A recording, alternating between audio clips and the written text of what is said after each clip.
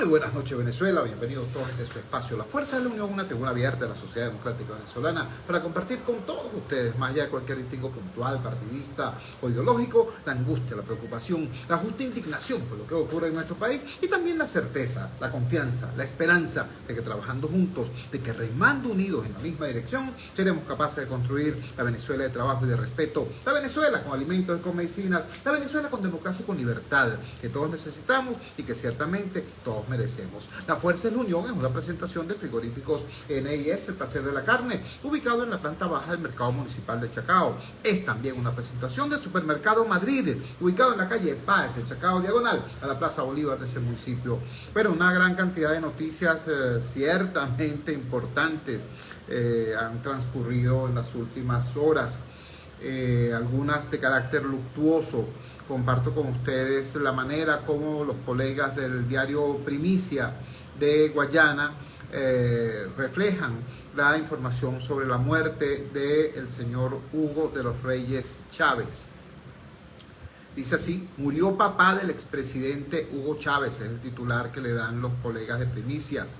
El texto dice lo siguiente: a los 91 años de edad falleció el exgobernador Hugo de los Reyes Chávez, padre del expresidente venezolano Hugo Rafael Chávez Frías. La noticia fue dada a conocer por María Gabriela Chávez, hija del fallecido mandatario nacional, a través de su cuenta en Instagram. Abuelito mío, gracias por tu amor, tus enseñanzas y tu infinita humildad. Hasta siempre, Hugo de los Reyes Chávez. Vuela alto, mi viejo amador, escribió María Gabriela junto a una fotografía de su abuelo. Hugo de los Reyes fue gobernador del estado de Barinas en 3 ocasiones, imagínense ustedes, del año 1998 al 2000, del 2000 al 2004 y del 2004 al 2008. Fue director regional de educación de su estado y militó en el Partido Socialdemócrata Acción Democrática y en el Partido Social Cristiano COPEI. Yo, por cierto, no tenía noticia de que él hubiese militado anteriormente en Acción Democrática. Esto es nuevo para mí. Yo pensaba que él era militante histórico de COPEI. Luego ingresó al movimiento Quinta República, creado por su hijo Hugo Rafael, y actualmente era militante del Partido Socialista Unido de Venezuela. Hugo de los Reyes Chávez se casó con Elena Frías, con quien tuvo 6 hijos: Adán, Narciso, Argenis, Adelis, Hugo y Aníbal. Estos 2 últimos murieron en 2013 y 2016, respectivamente. Esta es la información, repito, que nos da el diario Primicia de Guayana a propósito del fallecimiento de Hugo de los Reyes Chávez. Nuestra palabra de solidaridad y de respeto a la memoria del fallecido, de solidaridad a sus deudos, familia y amigos. Dios tenga piedad de su alma y brille para él la luz perpetua. Él fue, repito, gobernador durante 3 periodos consecutivos, en realidad un periodo interrumpido por la constituyente, por eso es que aparece que fue gobernador del 2000, vamos a decirlos acá, vamos a buscar la data exacta para no equivocarnos. Él fue gobernador del 1998 al año 2000, ahí se interrumpe este periodo por el tema de la constituyente, la renovación de los poderes de acuerdo a la nueva constitución. Entonces fue electo para un periodo 2000 al 2004 y luego del 2004 al 2008. Recordemos, el estado de Barinas fue gobernado ininterrumpidamente no solamente por el PSUV, sino por la familia Chávez, hay que decirlo así, porque después de Hugo de los Reyes hubo varios familiares, varios integrantes de esta familia que fueron mandatarios regionales en ese estado, hasta que el pasado 2021 se produjo la masiva respuesta de la ciudadanía para sacar del poder al PSUV. Y bueno, ya todos sabemos lo que allí ocurrió. Bueno, repito, paz a sus restos. Otra noticia destacada, antes de entrar a la que todos ustedes quieren que entremos, tiene que ver con la sentencia de la que fue objeto el ex general chavista Cliver Alcalá en Estados Unidos. Dice así: el ex general chavista Cliver Alcalá es condenado a 21 años de prisión en Estados Unidos por suministrar armas a las FARC, las Fuerzas Armadas Revolucionarias de Colombia. Hemos buscado para esta noticia a una fuente que no sea ni norteamericana ni venezolana. Estamos leyendo el cable de la BBC de Londres. Dice así: un ex general venezolano estrechamente ligado al fallecido presidente Hugo Chávez fue condenado por un tribunal de Estados Unidos a 21 años de prisión por suministrar armas a la guerrilla de las FARC, Fuerzas Armadas Revolucionarias de Colombia. Cliver Antonio Alcalá Cordones, de 62 años, era uno de los dirigentes chavistas acusados de narcoterrorismo por su supuesta implicación en el cartel de los Soles, organización criminal a la que el Departamento de Justicia de los Estados Unidos acusa de llevar a cabo un plan para inundar ese país con cocaína. Junto a él estaban acusados el presidente Nicolás Maduro y algunas otras de las más destacadas figuras del Estado venezolano, que siempre han negado tales acusaciones y las atribuyen al imperialismo estadounidense y su supuesta campaña contra la Venezuela chavista. El juez Alvin K. Hellerstein del Tribunal Federal de Manhattan fue el encargado de imponerle la condena a Alcalá después de que éste se declarara culpable en junio del año pasado. Bueno, esta es la información ciertamente compleja, ¿no? Recordemos que la defensa de Alcalá Cordones había solicitado una pena reducida de solo 6 años, alegando que el tráfico de armas a favor de la FARC lo había realizado el general Alcalá Cordones a instancias, por órdenes de su comandante en jefe, el entonces presidente Hugo Chávez, y negaron las acusaciones vinculadas con narcotráfico. Por eso pidieron una pena reducida a 6 años. Sin embargo, el tribunal no consideró pertinente esa solicitud. Definitivamente la noticia del día de más impacto que las dos anteriores, que son, sin embargo, repito, noticias importantes, noticias relevantes, tienen que ver con el anuncio hecho hoy por el fiscal general de la República designado por la Asamblea Nacional Constituyente, el señor Tarek William Saab.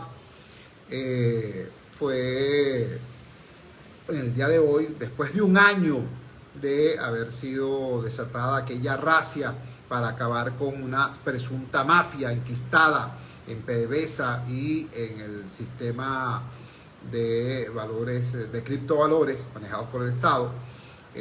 Más de un año después es que se produce la aprehensión de Tarek El Al-Zaimi, exministro de Petróleo, expresidente de PDVSA, un hombre extremadamente poderoso que tenía bajo su rango de autoridad incluso la Corporación Venezolana de Guayana, entre muchas otras fuentes de recursos. Los colegas del Estímulo, el portal El Estímulo, lo reflejan esta información de la siguiente manera. Así fue como se robaron millones de dólares de PDVSA, según un testigo protegido. Con la excusa de las sanciones y el bloqueo, el Al-Zaimi, a través de sus hombres de confianza, Yoselin Ramírez y Hugh Belroa, asignaba directamente buques de crudo para luego movilizar lo obtenido por su comercialización sin dejar rastro a través de la movilización de criptoactivos. Oye el texto. El paradero de Tarek El Al-Zaimi, exministro del Petróleo y expresidente de Venezuela, ya no es un misterio.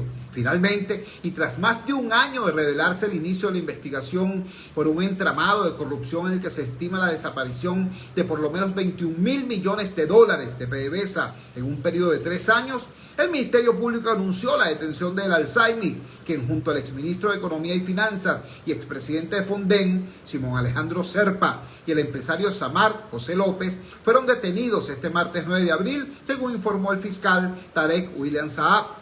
De esta forma, los nuevos detenidos se unen a la lista de más de 54 personas privadas de libertad por el caso de la trama de corrupción que arropa a la empresa estatal Petróleos de Venezuela, a la extinta Superintendencia de Criptoactivos y a la Corporación Venezolana de Guayana. En rueda de prensa, el Ministerio Público señaló que tanto Tarek El Alzaimi como Simón Alejandro Serpa y Samar José López serán imputados por traición a la patria, apropiación o distracción del patrimonio público, alardeamiento o valimiento de relaciones o influencias y legitimación de capitales y asociación para delinquir. Aunque en rueda de prensa el fiscal aseguró que 5 testigos protegidos brindaron la información para armar el caso en contra de los nuevos detenidos, Saab señaló que el testimonio de un testigo en particular fue esencial para armar la trama de corrupción. Según este testigo, quien se encuentra en privativa de libertad, él conoció al superintendente de criptoactivos, Yoselit Ramírez, a través de un contrato por millones de dólares para la remodelación de varios despachos de Tarek El Alzaimi. A partir de esa remodelación, se inicia una relación en la que siempre lo contrataban de palabra para remodelar oficinas, sin ningún contrato de por medio y con pagos en efectivo.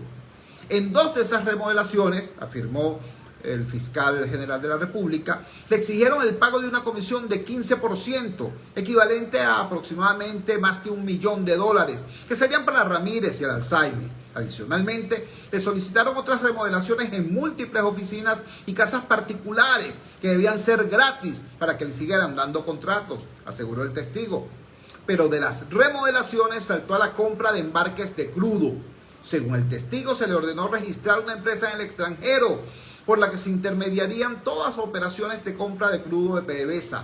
Las asignaciones de estos embarques se hacían con una hoja de papel donde se colocaban los datos básicos del producto y una llamada telefónica del Alzaimi Antonio Pérez Suárez, señala el Ministerio Público. Según el testigo, a esta empresa fueron asignados 15 buques por un monto de más de $153 millones. De esos 15 buques, dice haber pagado 22 millones en efectivo directamente a Antonio Pérez Suárez en su oficina, donde además vio que había pilas de dólares en efectivo.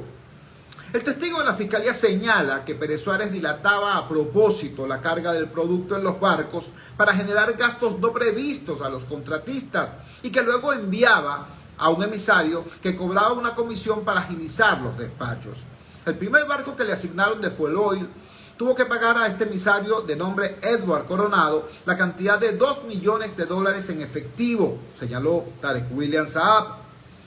Según lo que el Ministerio Público asegura que señaló el testigo protegido, el Alzaimi le pidió que le hiciera 3 transferencias a una cuenta del extranjero por un total de $1.5 millones. En otra oportunidad, tuvo que ejecutar trabajos de obras civiles a este por $500.000 y tuvo que darle $450.000 para gastos personales.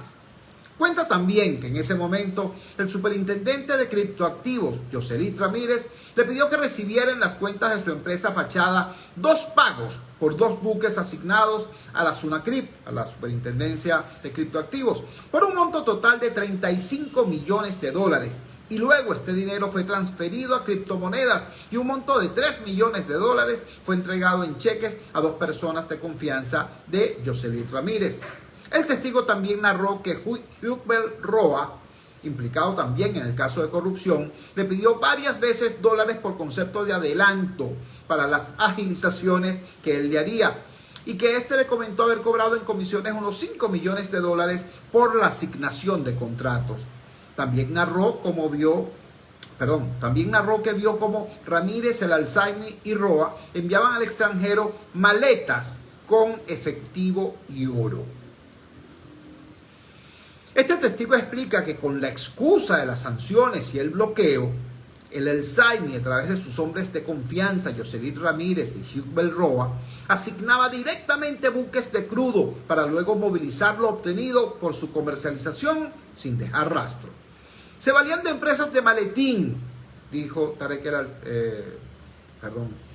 William Saab, y pagos en criptomonedas en el extranjero para manejar ese dinero a su antojo, sin permitir al Banco Central de Venezuela tener acceso a él. De esta manera, controlaban el acceso a divisas en el mercado nacional, lo que les permitía especular con el mercado cambiario. Repito esto porque es importante. Bueno, todo es importante, pero esto tiene un piquete particular. Repito el párrafo. Se valían de empresas de maletín y pagos en criptomonedas en el extranjero para manejar ese dinero a su antojo, sin permitir al Banco Central de Venezuela tener acceso a él. De esta manera controlaban el acceso a divisas en el mercado nacional, lo que les permitía especular con el mercado cambiario. ¿Qué quiere decir esto, señoras y señores? Quiere decir, ¿ustedes recuerdan cuando el gobierno hablaba del dólar criminal? ¿Recuerdan? El dólar criminal, el dólar asesino, el dólar imperial, el dólar que quiere hundir la economía venezolana, pero le vamos a doblar el brazo. ¿Recuerdan? ¿Recuerdan?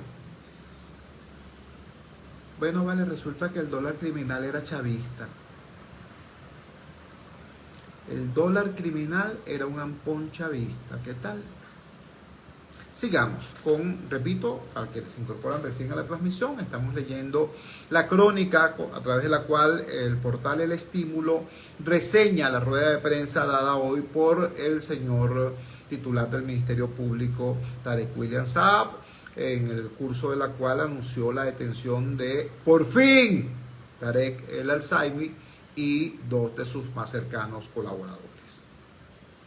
Pese a que el gobierno del presidente Maduro no ha precisado cuál es el monto exacto desaparecido de las arcas de petróleo de Venezuela, según la agencia internacional de noticias Reuters, son más de 21.200 millones de dólares, es decir, 7 veces más de lo que en principio se estimó, que eran 3.000 millones de dólares. De acuerdo con Reuters, los 21.200 millones de dólares equivalen a 84% del valor total de los envíos facturados, pero no pagados a PDVSA desde el año 2020. Los 21.000 millones que PDVSA dejó de cobrar por la venta de petróleo desde 2020 pudieron haber representado 6 años de un sueldo promedio de $300 mensuales para el millón de personas que trabajan en la administración pública. ¿Qué tal?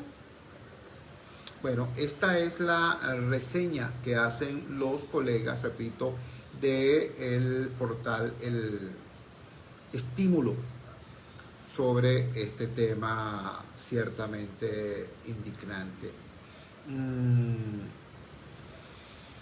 Antes de compartir con ustedes la manera como los colegas del portal tal cual procesaron esta misma información, es inevitable que haga 3 precisiones a propósito de esto, ¿no?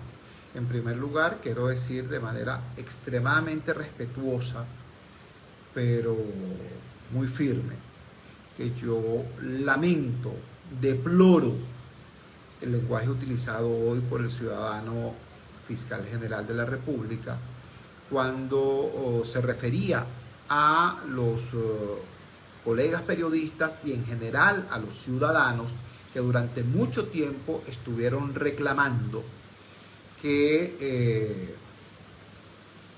¿dónde estaba Tarek El Alzaimi? ¿Qué había pasado con Tarek El Alzaimi? El ciudadano titular del Ministerio Público hizo mofa de estas personas, incluso llegó a insinuar que podían ser cómplices de Tarek El Alzaimi, porque decía que es que él estaba muy seguro de que jamás iba a ser castigado, y entonces yo no sé de qué manera, cuál es la bisagra argumentativa que utiliza el señor fiscal general de la República para emparentar a el perpetrador del robo con quienes demandaban su castigo. Pero bueno, así lo insinuó en el día de hoy y se permitió además algunas expresiones tremendamente malsonantes. Dijo, todos aquellos que decían, ¿dónde está Tarek El Alzaimi? Que se metan la lengua por donde les quepa. Ese fue el tipo de verbo utilizado por el titular del Ministerio Público. Con todo respeto, así como en ocasiones hemos tenido que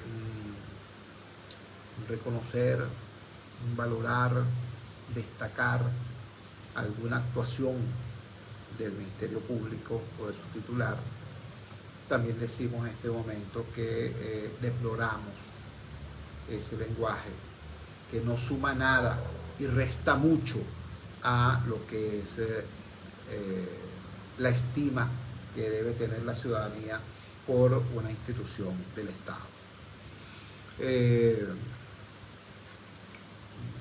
Nuevamente hago referencia a esta relación que se establece en la denuncia hecha por Tarek William Saab sobre cómo toda esta trapisonda, todo este acto brutal de corrupción, como diría Rafael Ramírez, de corrupción roja rojita, tuvo un impacto tremendo en la economía del país, en el día a día del país, y sobre todo en el precio del dólar. Y el precio del dólar, todos lo sabemos, es un componente fundamental de todo lo que es el manejo inflacionario. Qué curioso, ¿no? Qué curioso. Qué curioso, porque durante muchísimo tiempo los señores voceros del gobierno estuvieron diciendo que el dólar today, el dólar imperialista, el dólar criminal, no podrán con nosotros. Bueno, repito, resulta que el dólar criminal era un dólar ampón chavista. La lengua castigo del cuerpo. Finalmente, el señor fiscal general de la República planteó que no tenían razón aquellas personas, aquellos venezolanos que públicamente manifestaron su desagrado por esta tardanza extrema en la aprehensión de Tarek el Alzaimi. Dijo el señor titular del Ministerio Público que la justicia en Venezuela funciona. Puede que tarde, porque necesita ubicar todas las pruebas, etcétera, etcétera, pero funciona. Y puso como ejemplos el caso del secuestro y asesinato del profesor Carlos Lanz, que como todos sabemos tardó más de 2 años en ser resuelto, y el caso del cantante Cancerbero, que tardó más de 8 años en ser resuelto. Pero que bueno, reivindica el señor titular del Ministerio Público que pese a todas las dificultades se trabajó y se resolvió. Yo quiero llamar la atención sobre los ejemplos que coloca el señor Tarek William Saab, ¿no? Como desgraciadamente todos los ejemplos que coloca y la situación que hoy es objeto de su denuncia, de su rueda de prensa, tiene como protagonistas fundamentales a sus compañeros de partido, a sus compañeros de régimen, como la corrupción, no solamente en términos de corrupción administrativa, de mal manejo de bienes, sino la corrupción ética, la corrupción moral, ¿no? Termina en los 3 ejemplos que hoy manejó públicamente el señor Tarek William Saab. Si pudo escoger 3 casos, los que fuera, y escoge esos 3, y en los 3 los protagonistas son personas vinculadas al régimen, debe ser, entre otros, estadísticamente hablando, debe ser que el tema de la corrupción en el sistema es de tal profundidad y amplitud que hasta el mismo fiscal general afecto al gobierno, cuando casi que al azar prefiere casos de podredumbre, de corrupta podredumbre, bueno, salen a relucir personas que han estado vinculadas al régimen. Todos recordamos que en el caso del muy lamentable secuestro y asesinato del profesor Carlos Lanz, de acuerdo a la propia versión del Ministerio Público, los protagonistas fueron personas militantes, dirigentes o afectos al PSUV, al gobierno. E incluso en el caso de Cancerbero, versiones desde prácticamente el mismo momento que se conoció la muerte del joven cantante, del joven artista, señalaba que los perpetradores directos eran funcionarios de alguna manera relacionados con el gobernador de aquel entonces. Qué casualidad, chico, qué casualidad, era Tarek El Alzaimi. Entonces hubo que esperar, no que llegara una delación mágica, no que se abrieran los cielos y se viera por fin con claridad la justicia, no. Hubo que esperar la caída en desgracia de Tarek El Alzaimi para que se pudiera resolver un crimen de hace 8 años. Vamos de inmediato con la forma como el diario Tal Cual maneja la información que suministró hoy el fiscal Tarek William Saab. El titular es el siguiente: el modus operandi y los montos develados por Tarek William Saab sobre PDVSA Cripto. Voy al texto. El fiscal general Tarek William Saab informó que de acuerdo a las delaciones de testigos en el caso PDVSA Cripto, el exministro de Petróleo Tarek El Alzaimi, a través de sus hombres de confianza, Yoserit Ramírez y Hugh Belroa, asignaban directamente buques de crudo para luego movilizar lo obtenido por su comercialización sin dejar rastro.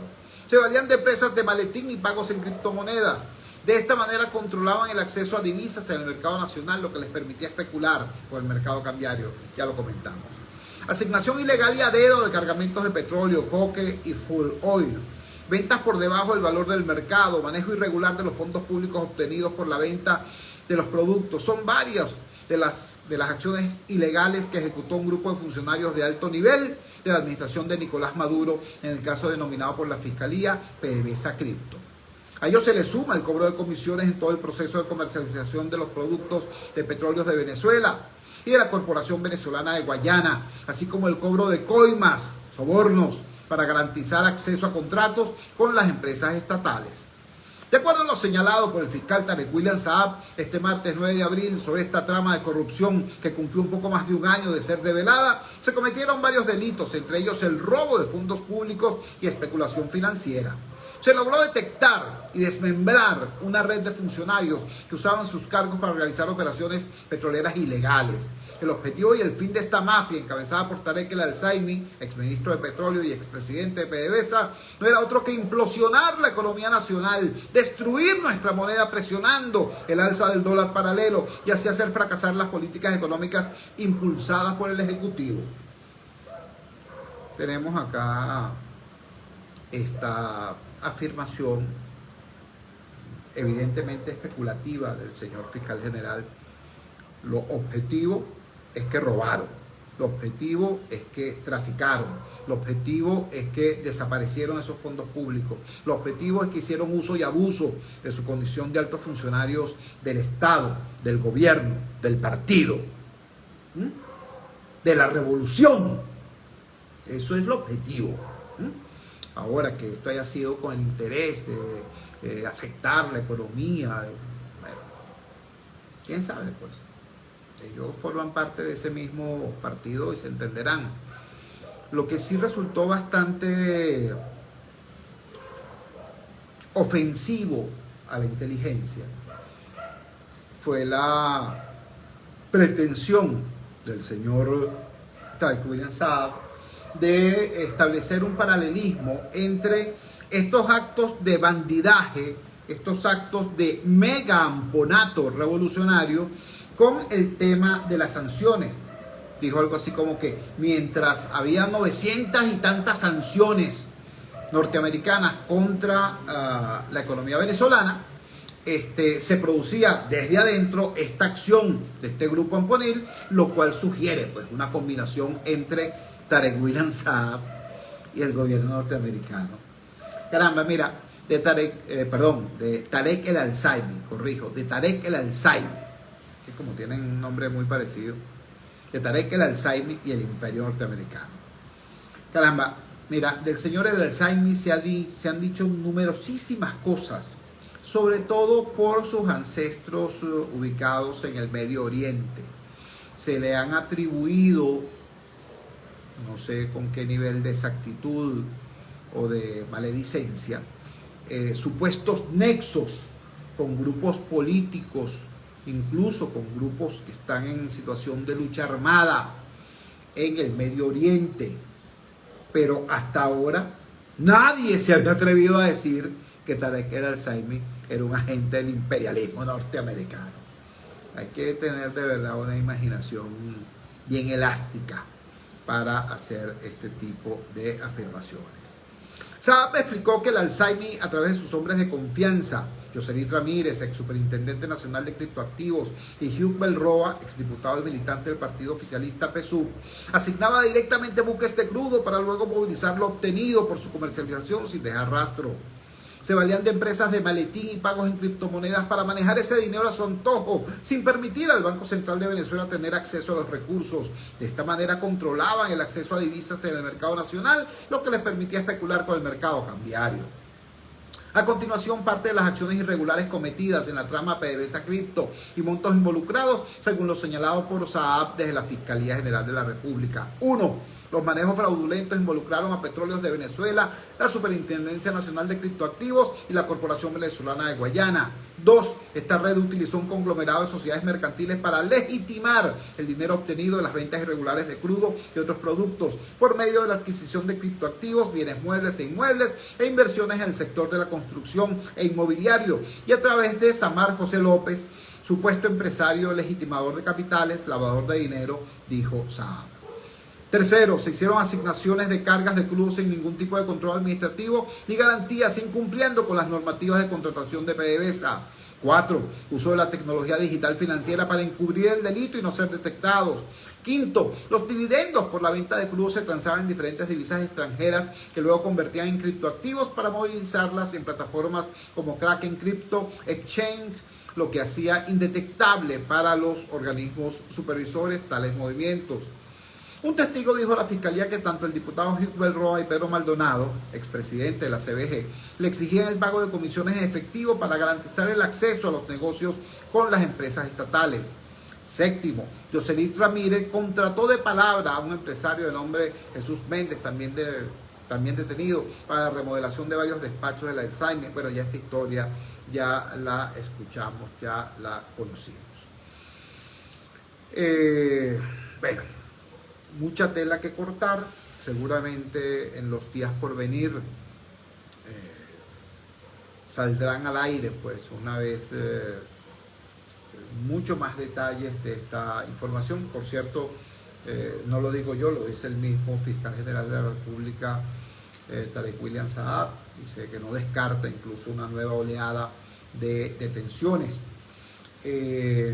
A las 8:33 vamos a hacer una pausa comercial, vamos a identificar la valiente señal del gigante Rumbos, y al retorno quiero que más allá de estas informaciones, más allá de la rueda de prensa de hoy, más allá del chisme o de las denuncias muy serias, más allá de todo eso, nosotros como ciudadanos, nosotros hagamos una reflexión,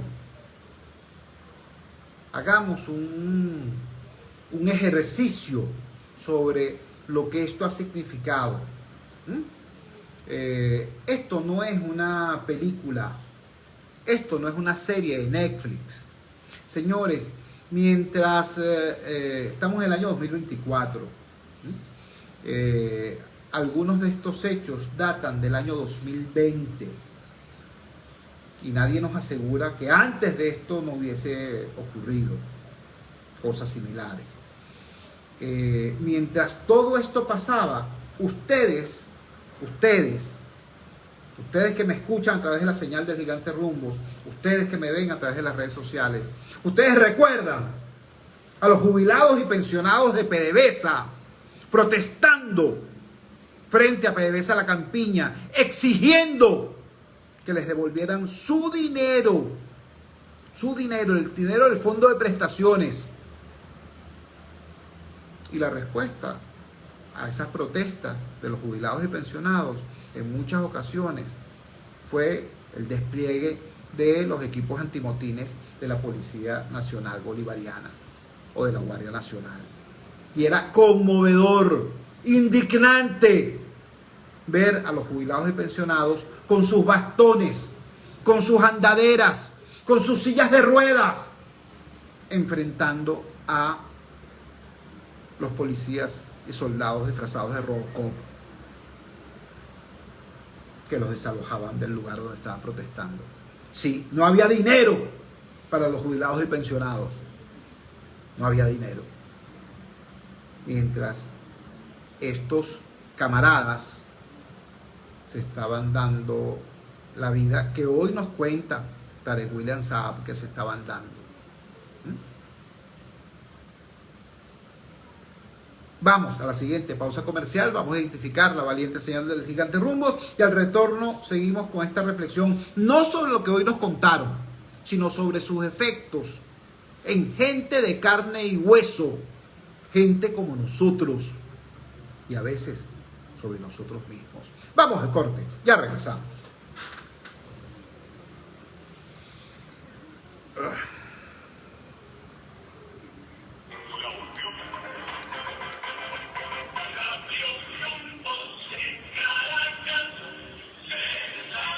¿Qué te puedo decir?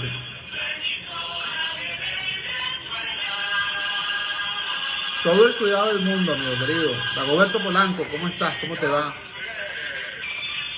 Pacano Sánchez, mi respeto.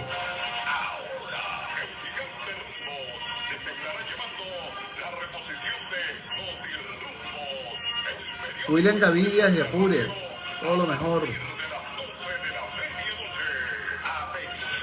Elisas.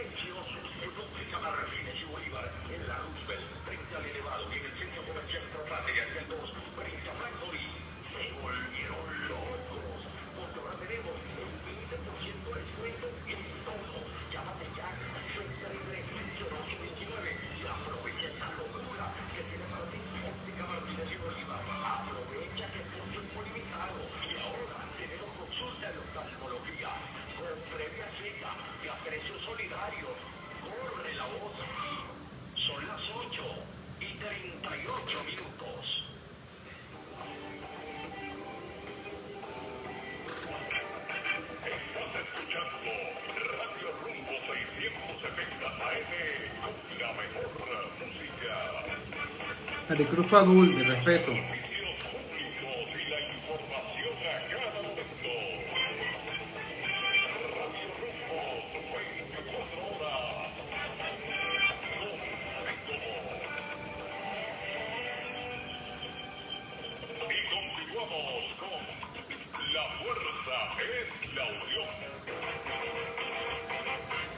Regresamos a La Fuerza es la Unión. Yo les propuse con mucho respeto, recordemos todos que este programa es escuchado no solamente por ciudadanos independientes o ciudadanos opositores. Este programa también es escuchado por ciudadanos venezolanos que alguna vez tuvieron una relación orgánica, afectiva, militante, con el proyecto político fundado por el expresidente Chávez.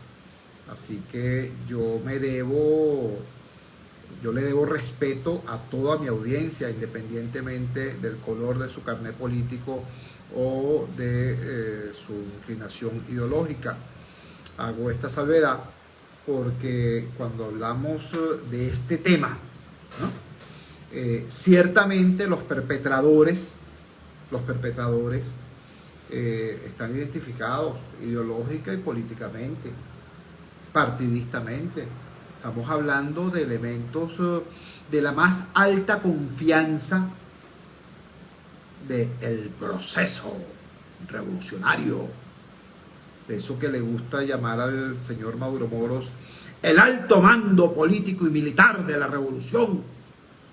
¿Sí? Estaban allí, pues, en el cogollo, en la cúpula. De hecho, si ustedes si quieren tomar la molestia, pueden meterse en cualquier buscador de internet, quien tenga acceso a un teléfono inteligente, a una computadora, a una tablet, y pongan Maduro defiende a Tarek el Al-Zaimi, y van a encontrar videos y videos y videos del señor Maduro Moros diciendo: se están metiendo con el camarada Tarek el Al-Zaimi, quieren quebrarlo moralmente, pero él es un revolucionario integral. Lo van a encontrar. Y van a encontrar también los videos de otros dirigentes del gobierno y del PSUV diciendo más o menos lo mismo. Y es una desgracia, ¿saben por qué? Porque es que se dan, la piedra de la corrupción es muy grande, entonces se dan con la misma piedra una y otra vez. Esto que pasó con Tarek el Al-Zaimi, esto que ocurrió con Tarek el Al-Zaimi y su grupo, su entorno, o como dice el señor fiscal general de la República, es que el tema este del verbo florido, decía, esos canallas, traidores a la patria. Hay que recordar, ¿vale?, que existe una cosa llamada presunción de inocencia. Yo no los estoy defendiendo, no tengo por qué defenderlos. Ellos son compañeros de partido de Tarek William Saab, no míos. Yo no tengo por qué defenderlos, pero quiero recordar que el lenguaje de las instituciones debiera ser otro, porque por lo menos a nivel formal existe una cosa llamada la presunción de inocencia.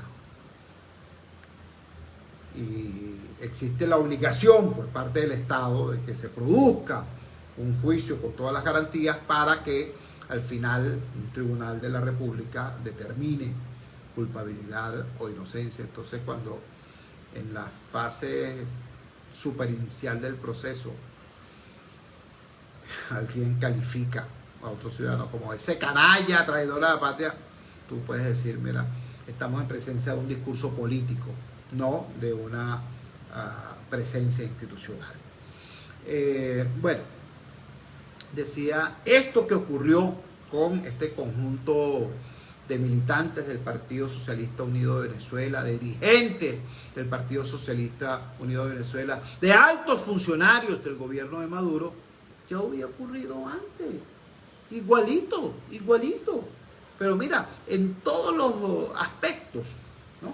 El robo, el latrocinio, el ocultamiento de las ganancias, el tema de los testaferros, las empresas de maletín, el dinero llevado a otros países y escondidos a través de tramas de diversas empresas, la compra de objetos suntuarios, el tema de los apartamentos de lujo, de los inmuebles de lujo, de los yates, de los aviones.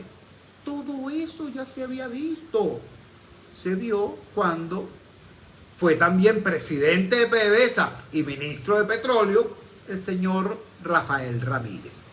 Y también en esa oportunidad, cuando Rafael Ramírez fue presidente de PDVSA, ministro de Petróleo, integrante del alto mando político y militar de la revolución, también en aquella ocasión, bueno, vale, hubo voces en el país que dijeron, el señor está incurriendo presuntamente en actos de corrupción y es preciso y necesario que se investigue, que se determine cómo y de qué manera se están produciendo esas conductas presuntamente anómalas.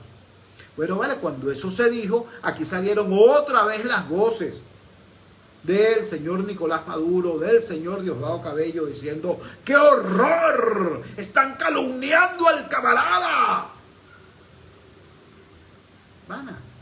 estamos hablando. Repito, esta barajita es repetida. Le quitas el nombre de Rafael Ramírez, le pones el nombre de Tarek El-Alzheimer y tienes el mismo libreto. Quizás haya un monto más abultado en materia de la cantidad de dinero esquilmado, pero esencialmente estamos hablando del mismo guión. Entonces, repito, más allá de la información, la rueda de prensa, la denuncia, el chisme, X, lo digo en serio, porque es que también hay gente que desde la oposición agarran estos temas y entonces se regodean, ¿no? Y dicen, mira, vamos a meterle el dedo en el ojo, vieron que son ladrones, vieron que son corruptos. Sí, vale, evidentemente lo son, pero el tema no es ese. El tema no es el morbo, el tema no es regodearse en eso. El tema es ubicar las siguientes precisiones. En primer lugar, bueno, que no es casualidad, caballo. Esto no es casualidad. Esto no es un accidente. Esto está ocurriendo y volvió a ocurrir y volvió a ocurrir. ¿Entiendes? Entonces, ¿por qué ocurre de manera reiterada? Ah, vale, porque no hay controles, porque las instituciones no funcionan, porque los poderes no son independientes, porque la justicia no es autónoma, porque la Contraloría no controla, porque la Defensoría no defiende. ¿Me entiendes? Entonces, hay un tema clave que tiene que ver con la calidad de la democracia. ¿Ves? Y con la inmensa ventaja que tiene la democracia sobre las dictaduras y sobre las autocracias. Porque en dictadura y en autocracia, el que manda se paga y se da el vuelto. ¿Ves? Y el ladrón solo es ladrón cuando el tipo que está en el poder le da la gana de reconocer que es ladrón. Antes no, antes de los míos. Antes es un camarada intachable. ¿Ves? Cuando se resbala, cuando se sale del círculo, o peor aún, cuando intenta competir internamente por el control, por el mando, por la ganancia, por el poder o por el botín, entonces se vuelve malo. Entonces sí es traidor a la patria. Entonces sí es corrupto. Ana, ¿de qué estamos hablando? ¿Qué somos? ¿Somos una república? ¿O somos, no sé, un potrero? ¿Somos una república? ¿O somos algo así como Tocorón, ¿no? Donde el más fuerte y el más vivo manda y monta sus normas y cuando le da la gana las cambia? Yo creo que eso es muy importante que lo reflexionemos todos. Porque usted que me está escuchando y que alguna vez fue chavista y que aún hoy, por ejemplo, siente alguna nostalgia por ese liderazgo, usted tiene que pensar, ¿no? ¿En qué momento fue que este país dejó de tener instituciones y pasó a tener caudillos? En este país hubo instituciones, caballo. En este país, un presidente que había sido electo con todos los votos fue juzgado, destituido y juzgado. En este país. Pero las cosas cambiaron. Sí, claro, estoy hablando de Carlos Andrés Pérez. Y no estoy diciendo que haya sido correcto lo que le hicieron. Estoy diciendo que aquí hubo una dinámica institucional que hizo posible que el Congreso de la República, la Corte Suprema de Justicia, la Fiscalía General de la República actuaran y enjuiciaran nada más y nada menos que el titular del Poder Ejecutivo. Eso pasa en democracia. ¿Por qué? Porque los poderes son independientes y se controlan mutuamente. Y por más poderoso que sea el Poder Ejecutivo, los otros poderes se funcionan de manera autónoma. Pueden meter en cintura a los corruptos del Poder Ejecutivo por más alto que sea su cargo. Pero en una dictadura no. En una autocracia no se puede. En una autocracia tenemos que vivir esto. ¿Que Rafael Ramírez es ladrón? No. Es una belleza de persona, ¿vale? Pobrecito. ¿Cómo van a intentar ofenderlo? Quieren quebrar la moral del camarada. Hasta que el camarada se pelea con ellos. Entonces pasa a ser ese ser despreciable. ¡Esa crápula! Pues lo mismo pasa con Tarek el Alzheimer. Y muy probablemente pase mañana con cualquier otro de ese mismo círculo. ¿Por qué? Porque no hay un funcionamiento institucional que inhiba, que detecte, que castigue, que persiga y sobre todo, vale, que evite que los millones y millones y millones y millones de dólares que han sido malversados, chicos, vayan a donde tienen que ir. O es que nosotros no hemos visto, ya puse el ejemplo de los jubilados y pensionados de PDVSA, de la gallina de los huevos de oro, defendiéndose con sus muletas, con sus bastones, con sus andaderas de los equipos antimotines porque quieren protestar frente a PDVSA a la campiña, exigiendo que le devuelvan su dinero del fondo de pensiones. Mis amigos, vale, jubilados y pensionados de la CBG, la Corporación Venezolana de Guayana. ¿Qué era la CBG, por el amor de Dios? La CBG era nada más y nada menos que el sueño de una Venezuela industrial postpetrolera. Se acaba el petróleo, bueno, ahí teníamos nosotros acero, aluminio, bauxita, energía eléctrica, hidroeléctrica, no contaminante, cualquier cantidad de riquezas, oro, maderas finas, todo lo que tú quisieras, diamante, todo lo que tú quisieras. La Corporación Venezolana de Guayana. El bosque artificial más grande del mundo, el bosque de Uberito, es obra de la Corporación Venezolana de Guayana. Pino Caribe, extensiones inmensas de Pino Caribe, sembrados por la Corporación Venezolana de Guayana desde los tiempos del general Alfonso Rabar, general civilista Alfonso Rabar, general democrático Alfonso Rabar. Bueno, resulta que hoy mis amigos jubilados y pensionados de la CBG, bueno, se tiran en huelga de hambre, casi mueren en huelga de hambre, al final agónico un acuerdo para que levanten la huelga de hambre y a los 6 meses nuevamente, chicos, tienen que tirarse en huelga de hambre porque les mintieron, porque no había real. Y resulta que la banda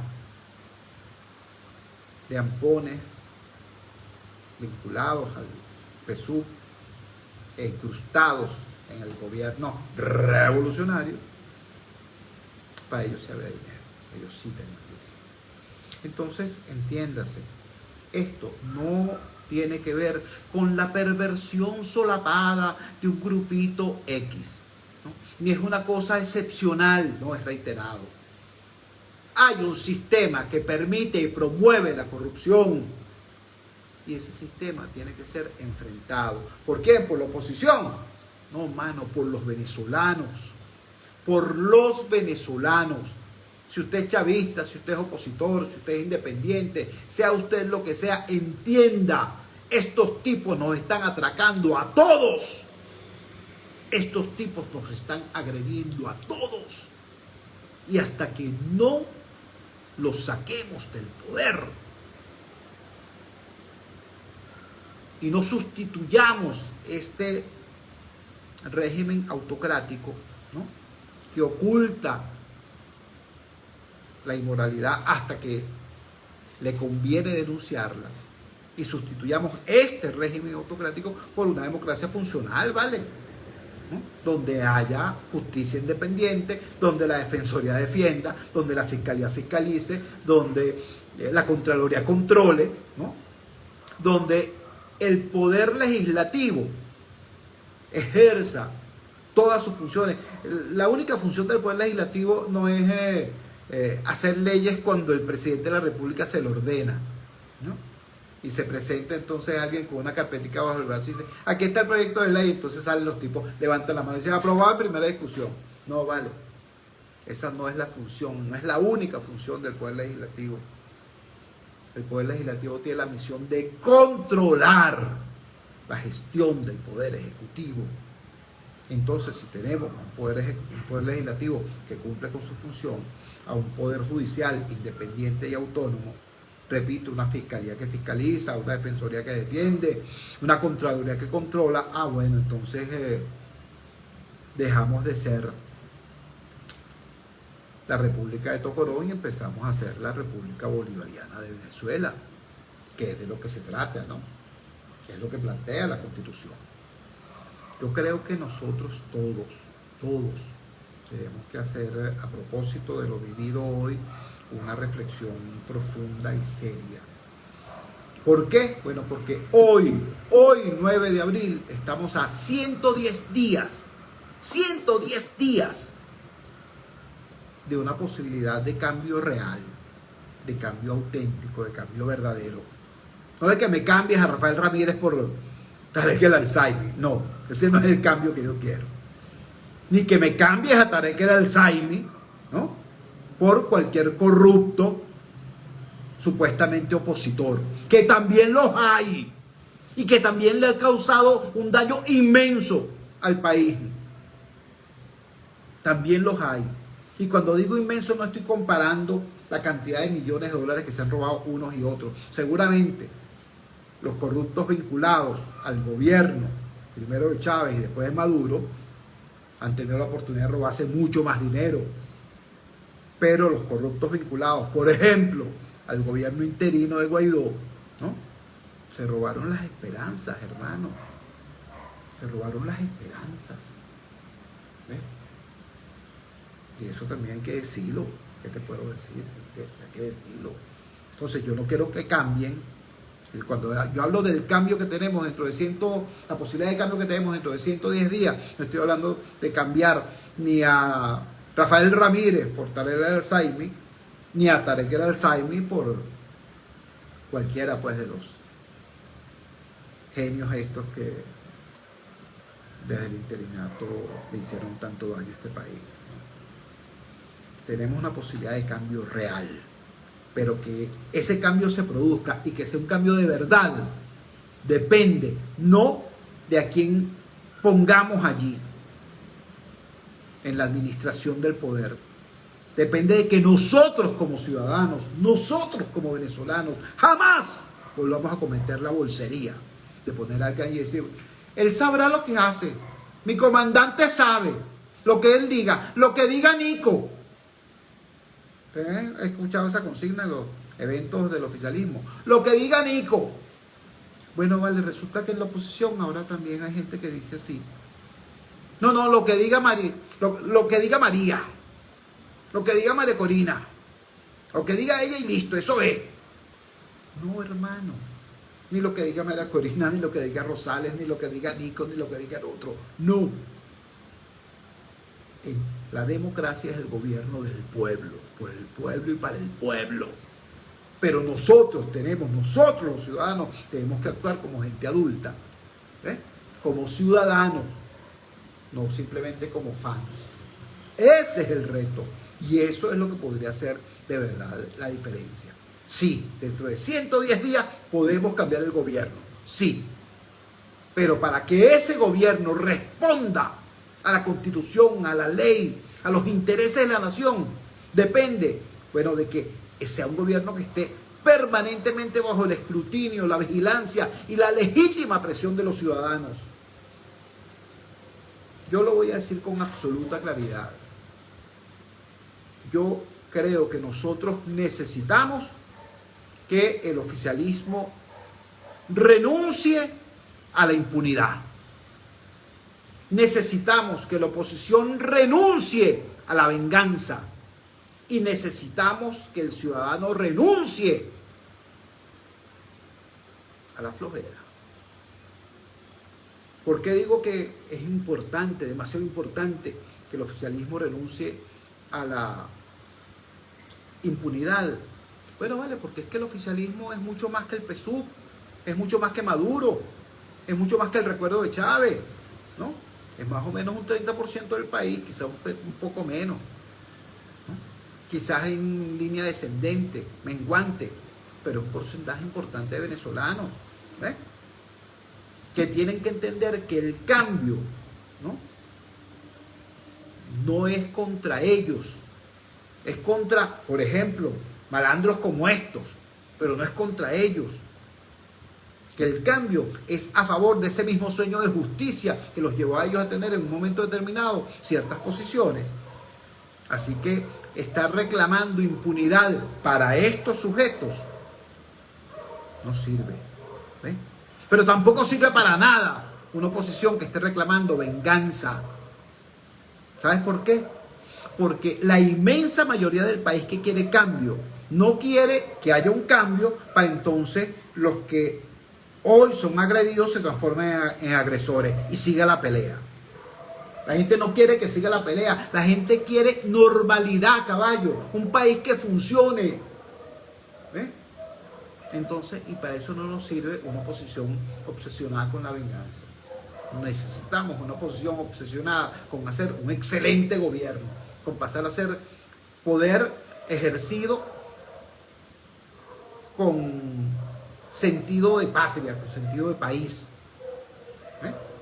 Y para eso, entonces, el ciudadano tiene que renunciar a la flojera. El ciudadano no puede seguir con esa necesidad de que lo que diga Nico, lo que diga Maricori, no, es lo que diga la Constitución, caballo, es lo que diga la ley, es lo que diga el sentido común, es lo que diga el más alto interés nacional. Es eso. Y que todos nosotros estemos dispuestos a pelear, a trabajar, a construir para que eso se logre. Cuando son las 9:01 nos despedimos. Trabajamos para ustedes en la presidencia, el Gigante Rumbos, la doctora Elsa Siciliano. Al frente de los controles estuvo, como de costumbre, el señor Luis Salazar. Habló para ustedes su amigo, comunicador popular, activista social, ciudadano en lucha por la democracia y por la libertad, Jesús Choto Realba. Ahora más que nunca, fuerza, Venezuela, porque la fuerza es la unión. La fuerza de la unión fue una presentación de frigoríficos NIS, el placer de la carne, ubicado en la planta baja del mercado municipal de Chacao. Es también una presentación de Supermercado Madrid, ubicado en la calle Páez de Chacao, diagonal a la Plaza Bolívar de ese municipio. Cuídense muchísimo. Nos encontramos mañana a las 8 de la noche en la valiente señal del Gigante Rumbos, si Dios quiere.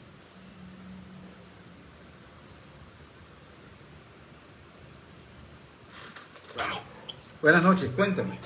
Hasta mañana, pues. Hasta mañana, hermano. Buenas noches. Buenas noches.